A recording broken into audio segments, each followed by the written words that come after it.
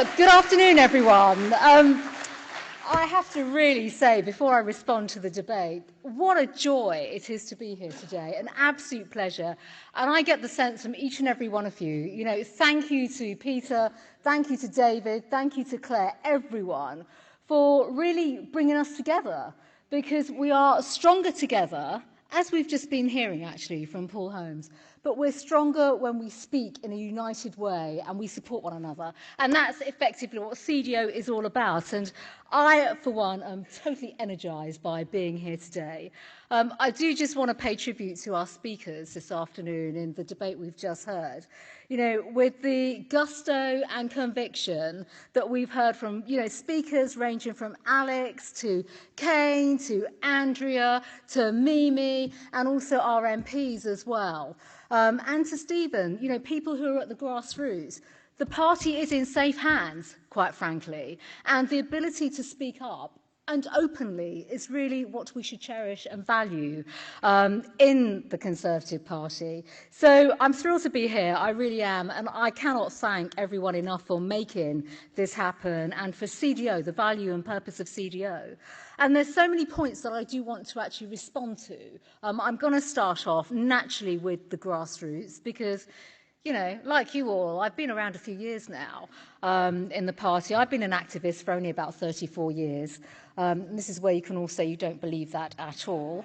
But I'm proud of being an activist. I'm proud of my membership of the Conservative Party. I've been a member my entire adult life. And the joy about today is not just that we're back here in Bournemouth. Connor and others mentioned the joy of Bournemouth and conferences, party conferences like this, where we engage, where we reach out, where we absolutely have the right kind of discussion.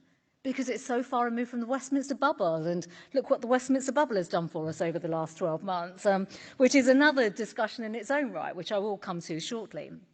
But it's because of you that we're here. It is because of you the Conservative Party is that most successful, democratically elected political party in the world. People write books about us, right? About how successful we are. And that's because of you. Because you are the heart and soul, the backbone of our party. We've heard it again and again. Out there, the pouring rain, the cold, delivering leaflets.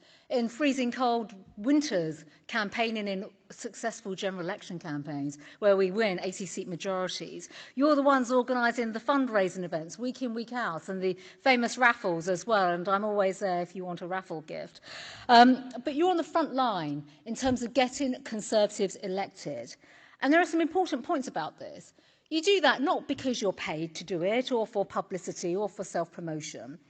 You do it because, as we've heard again and again and again today, you believe in our party, you believe in our values and our ability to transform Britain for the better, to be on that mission to spread freedom, enterprise and opportunity across all parts of the UK and beyond.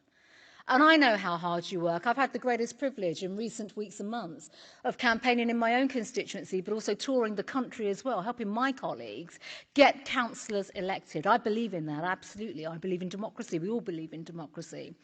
And of course, when we're out there week in, week out, on the doorsteps, and you know this, you are the ones on the front line facing the criticism, what's going on in Westminster, responding to the tough questions, dealing and hearing with the anger and frustration, often the disappointment of the public, and recognising as well, and we should be honest about this, and I think today has done this, that, at the centre of our party, they need to also be out there much more listening as well. And I think Paul being here today is brilliant because actually it's all about hearing from you, listening and meeting people. Because if we're honest as well, and I've been in government, when you're doing those pieces to camera or going on those highly organised visits or taking a few questions from journalists at press conferences, that is no substitute for the hard graft that you all put in on the doorsteps, the hard graft that is required, knocking on doors, campaigning, day in, day out, delivering leaflets. Because guess what, my friends? That's what wins us votes. It's not just the pieces to camera.